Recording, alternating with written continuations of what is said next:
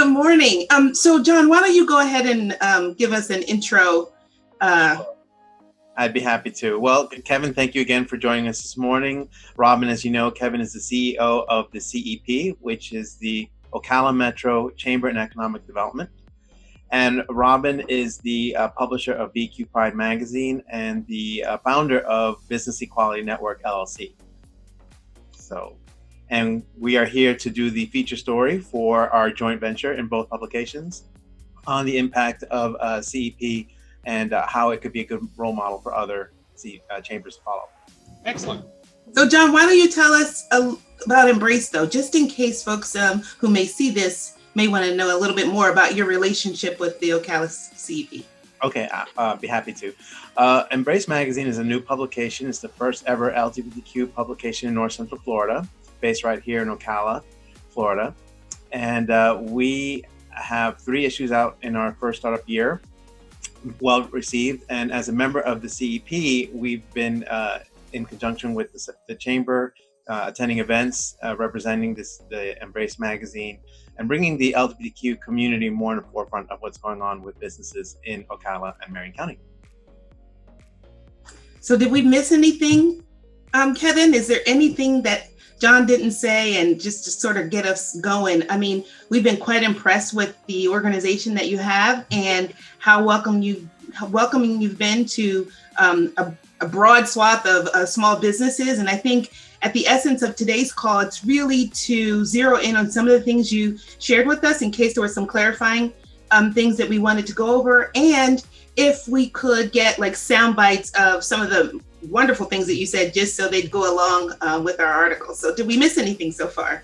No, and the one thing, purely selfish, but I always like sure to mention is we are the current National Chamber of the Year, as awarded by the Association of Chamber of Commerce Executives. So it's something we're very proud of. I don't have the trophy in with me right now. Sometimes I keep it very, very close, but that's something we're proud of, not just for the organization, but really for our partners. It is a testament to our community and how we work together.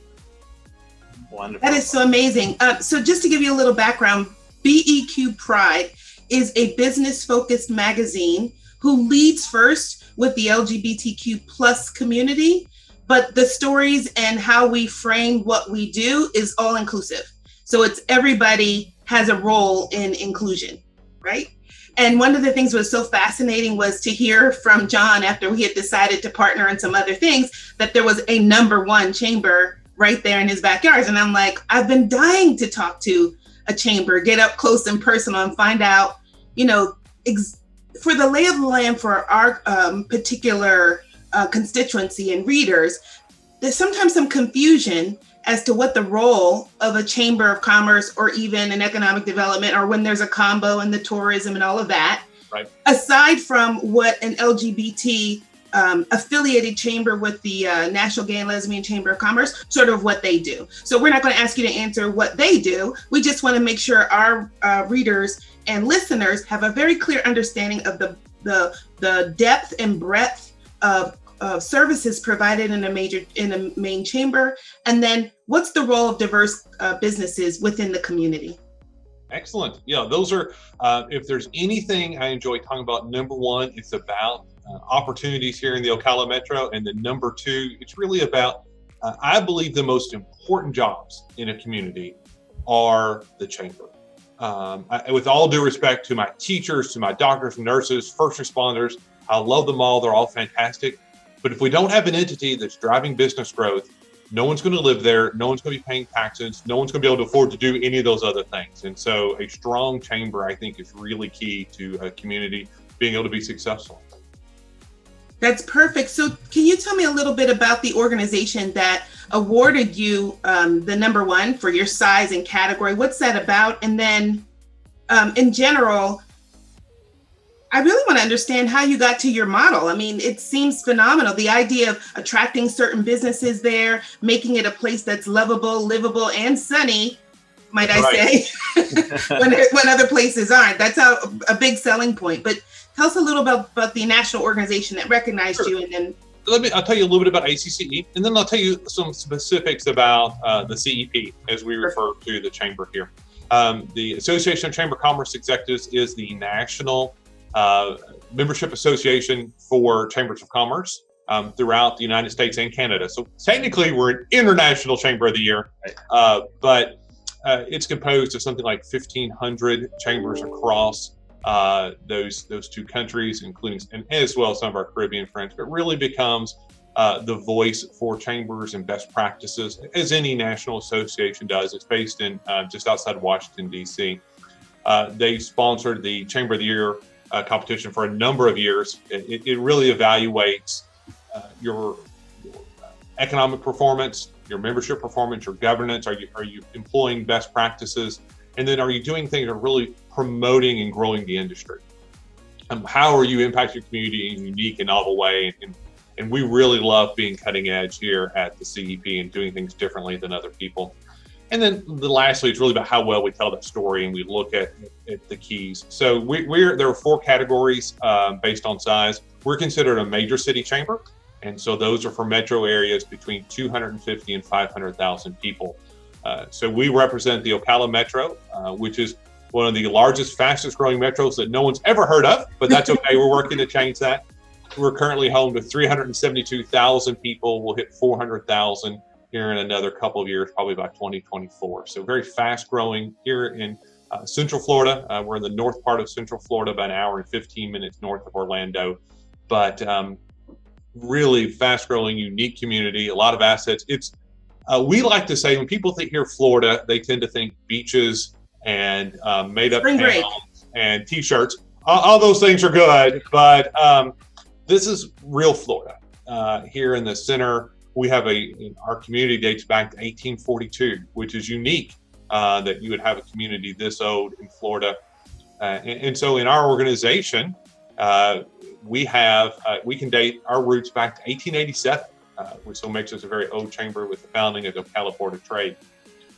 To tell quickly the story of how we came up with this model, this community was especially hard hit during the Great Recession. We had significant job loss. A tremendous amount of the economy had been built on building and flipping houses. So not that they were going to be owned by individuals or rented, but just I'm going to build a house, I'm going to flip it. The next guy's going to buy it and they're going to flip it. And we're just going to make money that way, which as we know is unsustainable and it was part of the reason for the bubble. But so much focus had gone into that they hadn't developed out the rest of the economy. And so we had this really big double whammy with the Great Recession. We had trouble coming out. We ranked in the number 3 or number 4 in the nation in foreclosures. A lot of struggle and really led by business leaders. They began looking around 2011 saying, we can't keep doing what we're doing. This isn't working. We don't know what the answer is, but the business community was unengaged. Local governments fought each other. There was no partnership. Everybody was doing their own thing. Nothing was happening. And in fact, the slogan became No Ocala. People knew Ocala as No Ocala because nothing was going to happen here. These leaders looked at about a dozen communities and came back and said, what are these communities that they viewed as successful? They said, what were the items that we can find, the unifying factors in these communities? And in every one of them, what they said is there was a singular voice of the business community, that there was one entity that represented the business community. And so that became kind of the goal, is how do we create that singular voice for our community? And again, as business leaders, they looked and said, you had the current chair of the chamber and the incoming chair, you had the current chair of the Economic Development Council and the incoming chair. And said, look, we're writing checks to all these organizations. We're not really sure do you do this and what do you do and where are the gaps and you want to do this, but you want to do this, but nobody wants to touch this piece. And they're like, this can't work. So they said, here's what we're gonna do. We're gonna merge these organizations. So really led by in particular one business leader who just said, I love this community. I want it to be successful. We're gonna make this happen. By sheer force of will, he made it happen. And so in October of 2012, what is now known as the CEP was born with the merger of those organizations. And finding chambers and economic development organizations that have merged is not unusual. In fact, in the Southeast, it's the norm. But usually what they do is they take two things, screw them together, but they continue to operate differently. They said, we're not going to do that. We're going to blow everything up. We're going to go all the way back to the beginning. What should this organization look like at that point in 2013? What does a 21st century chamber do, and what does it look like? So things that people have loved, and they're great things. And I love a parade, but we don't do Christmas parades. And I love fish fries, but we don't do fish fries. We're about business, and how do we impact businesses, create and retain jobs? So you'll hear us say, you could ask me how many members we have, and the answer is none. We don't have any members. We have 1,500 partners. Because you're a business, you make an investment, you should expect a return on that investment. If you want to be a member of something, there's some great civic clubs. There's great, in this community, we have great country clubs. You can go be a member of those. But this is a business organization. So you're making an investment, you should expect a return. And so we're going to partner together. And the idea is we want to grow our entire economy. We want to diversify. So here that means we lead all the business attractions, the traditional economic development activities one thinks about. And we're very targeted, and we do some unique things we're the horse capital of the world. So we have an equine piece. We have this amazing growing healthcare sector. So we have a healthcare piece. But we also have a strong emphasis on existing businesses. It doesn't do us any good to bring in all the new businesses if we're losing businesses out the back door. So we put the same emphasis on helping existing companies. We lead the entrepreneurship piece, including running the business incubator here, which is incredibly successful. It's unique. Usually that's a government, you'll find cities or counties are doing that, or universities, but we believe no one knows more about how to start and grow a business than businesses. And so we've had great success there, and we do a lot of amazing things across that spectrum. We'll work, including, and I'm sure we'll come back to this, what is our impact initiative, which is really targeting communities that have been disadvantaged. And we believe the great equalizer is entrepreneurship. And so how do we bring those skills? How do we bring access? And phenomenal things happening there. We do advocacy. We work with local governments and really build partnerships. We've run some issue campaigns, sales tax and mill. And then we do a lot of the traditional chamber things. We do them differently, but a lot of education, a lot of networking. We do like to have a good time. So we think both those things can go together. And then we have leadership programs and all those kinds of things. So when do you sleep? No, just joking.